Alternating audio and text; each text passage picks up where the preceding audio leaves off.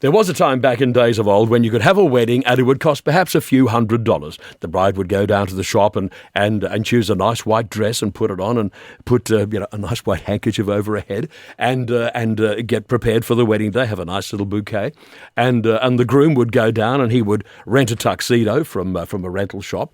And the cost of doing the wedding was not all that much. It might be held in a reception centre, or it might be held in even in a hotel restaurant or something like that. But these days, the cost of weddings has just gone well over the top.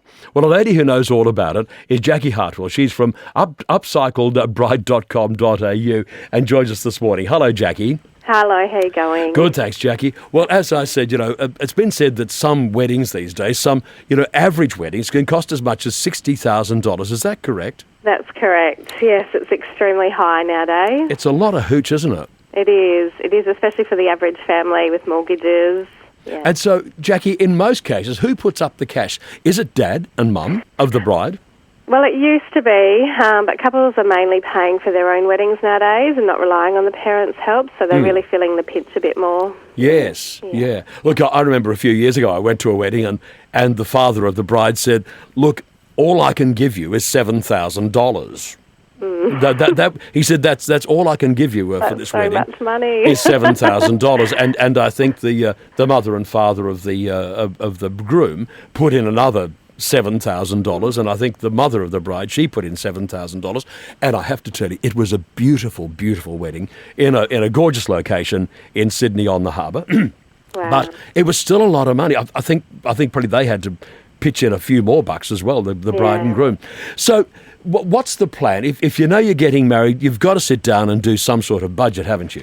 Yeah, absolutely. I think the first thing couples need to do is rank their priorities, find out what's most important to them, whether it be photos or the wedding dress or venue or catering. Yeah. And once they've established that, everything else can sort of, they can save in the other areas. So, and also statistics are saying that 85% of the guests said that they remembered the food and the entertainment the most. So you can kind of scrimp and save in other areas, just find out what's most important to you, I think. Well, what is generally the most expensive component? The venue. There's some places that are charging excess of $10,000 to $12,000 just for the venue. Yep. We live in quite a prominent wedding area with wineries, and they can just be so expensive. So that and photography, I think. But yeah, it really depends on what's important to the couple. Yeah. When you think about the cost of, say, going out to a nice restaurant for a 3-course meal, look, and put some grog on top of that, you could probably do it for about $100 a head, couldn't you? Absolutely. And so why does a reception centre cost so much more? That's usually just the venue price. Yes.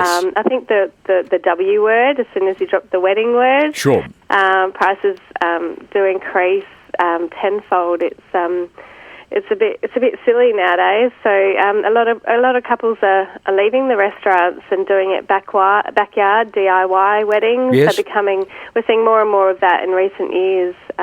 It's just to save money with the venue hire itself. Yeah, is huge.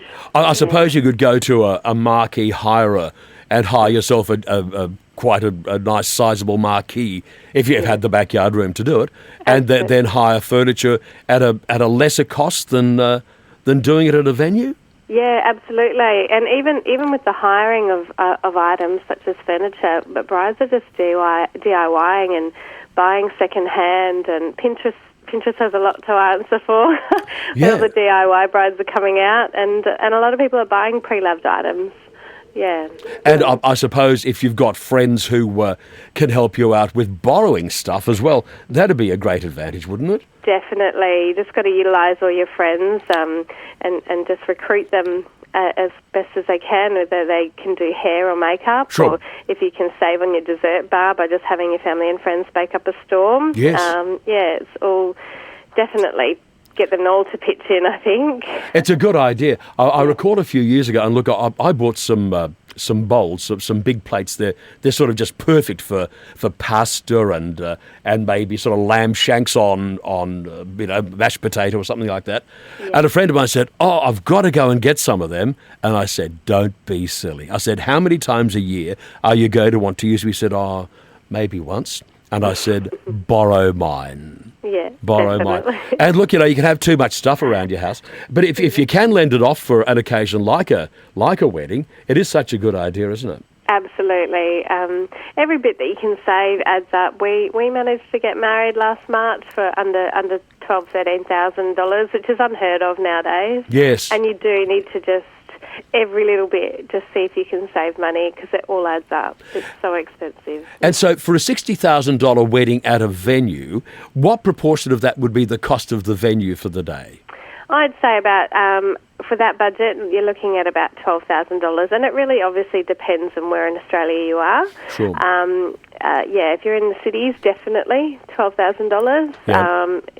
In winery areas, which are huge for weddings, like Hunter Valley and Margaret River. Yes. You're looking at quite extortionate prices, and that doesn't necessarily include your catering and your alcohol. That's all on top. Yeah.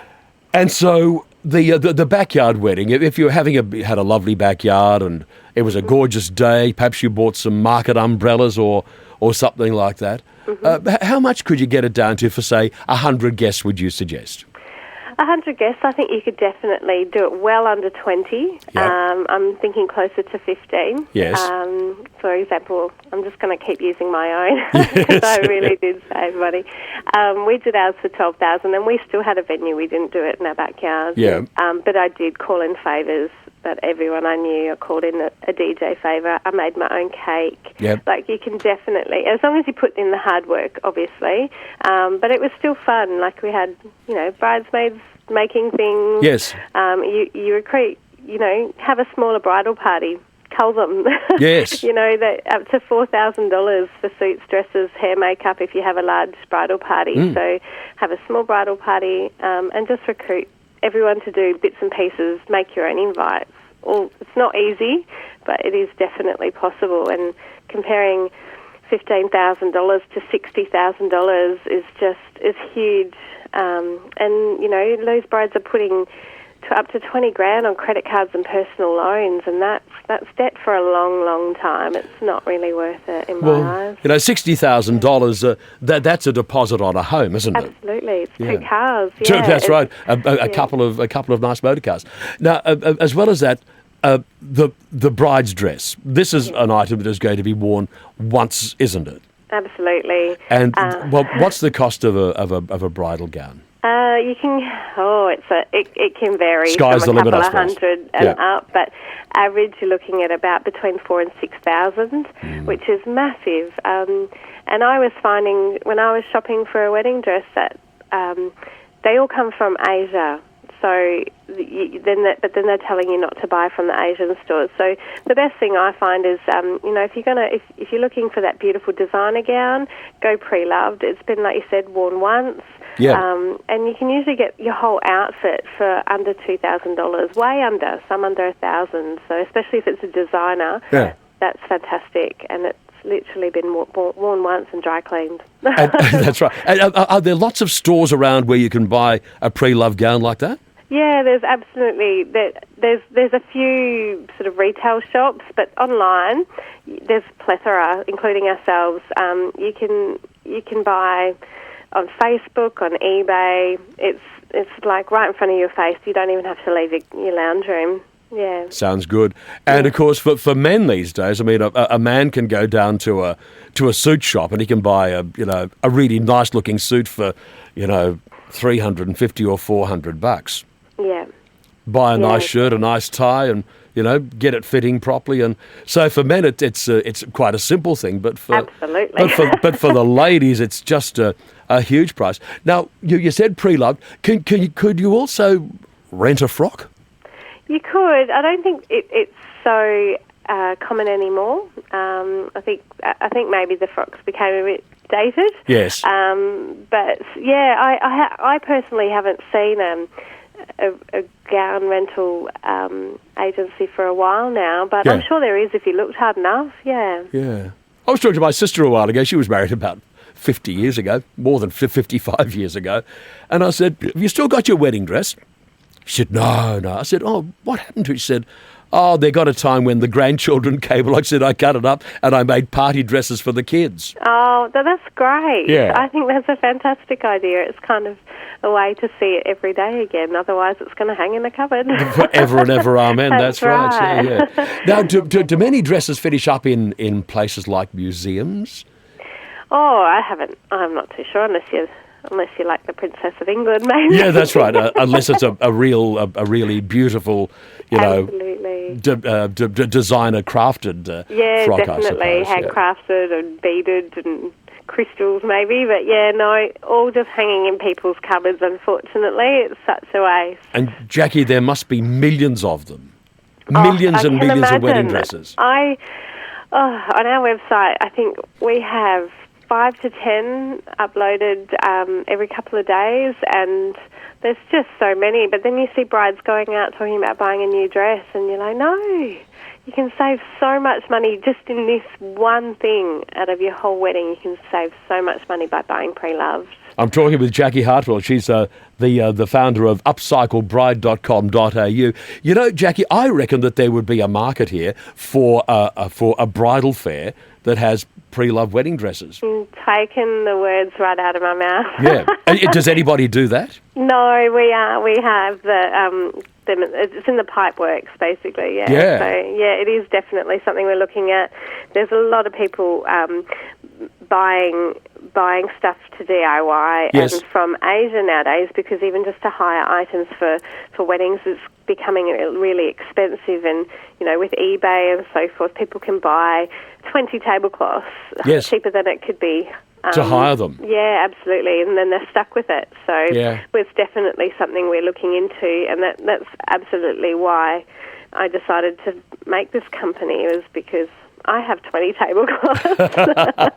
Yeah. So. Sounds fantastic. Yeah. Okay, upcycledbride.com.au. What can we find on that website, Jacqui? Absolutely everything, and we need absolutely everything. So, lots of dresses, little kids' clothes, decorations, jewellery, shoes, Yep. everything. Yeah, and also all your all the vendors as well for your big day. We're basically a one-stop shop, and you don't really need to leave our website. So, yeah, all about money saving. Indeed. So, ladies and gentlemen, if you have a wedding in the future, go to upcycledbride.com.au, have a look around, and there might just be something there for you. Jacqui Hartwell, been terrific having a chat with you. Thank you, likewise. Happy Easter wishes to you. Have a great weekend, won't you? You too. And thanks for your time. Cheers.